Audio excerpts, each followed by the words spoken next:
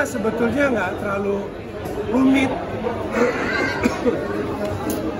Album ini adalah representasi dari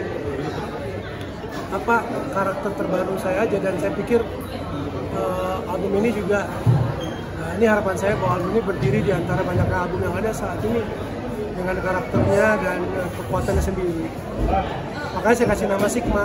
Karena Sigma itu suatu jenis kepribadian yang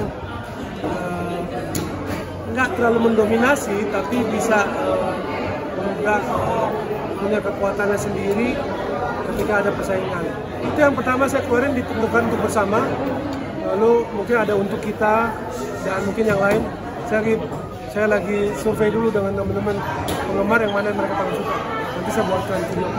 Terlalu lama sih sebenarnya karena saya sibuk dengan pekerjaan yang lain dan sibuk dengan mengurusi teman-teman yang merilis album juga, khususnya di KFC, karena saya punya pekerjaan sampingan yaitu memanage juga pemilihan lagu, pemilihan album untuk didistribusikan di KFC. Pada saat ini sekarang saya gilirannya mendistribusikan saya sendiri. Kita kerjasama dengan Gugun karena Gugun ini teman yang sangat mengakar ke dalam musik blues, dan saya selalu suka groove-nya enak, pemilihan nadanya selalu enak, dan dia pantaslah untuk merajai di genre blues ini. Saya punya beberapa lagu, sebenarnya ada juga beberapa lagu yang belum keluar dari karya kita berdua. Old Food, saya udah lama kenal dia, sekitar 5 tahun lalu. Lalu dia sering datang ke Indonesia, beberapa kali datang ke Indonesia, dan kadang-kadang ngejam juga sama saya. Lalu pada gilirannya saya ajak dia untuk datang ke studio saya merekam 2 lagu, dan kita senang-senang aja di studio. Kan Bumblefoot mengisi satu bagian di lagu saya, judulnya Kau dan Aku, di bagian leadnya, bagian lead interlude-nya, dan juga di bagian koda akhir lagu.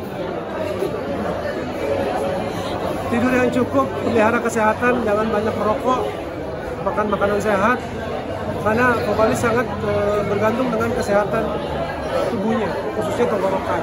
Lalu ya latih aja, suara harus dilatih karena itu berhubungan dengan otot-otot yang ada di leher dan tenggorokan.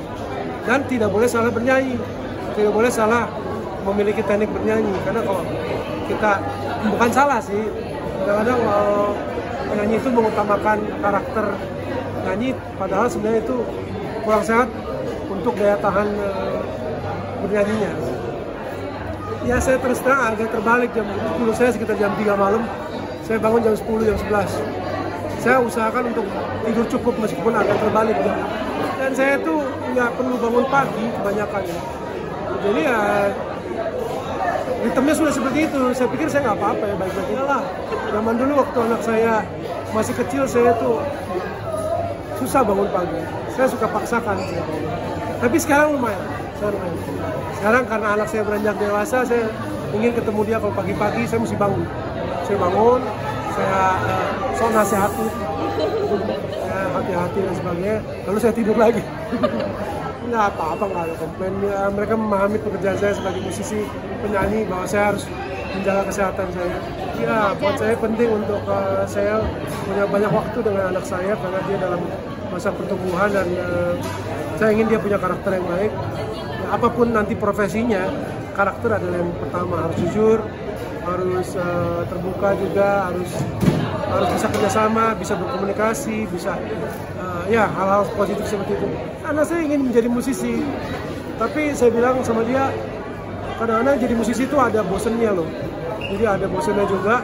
Gak apa-apa menjadi musisi, tapi pandai-pandai untuk mengatur waktu luang.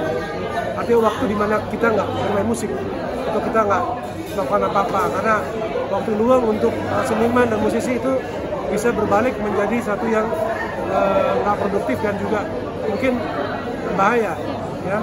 Jadi mencari inspirasi bisa dengan cara-cara yang sebenarnya negatif, gitu ya.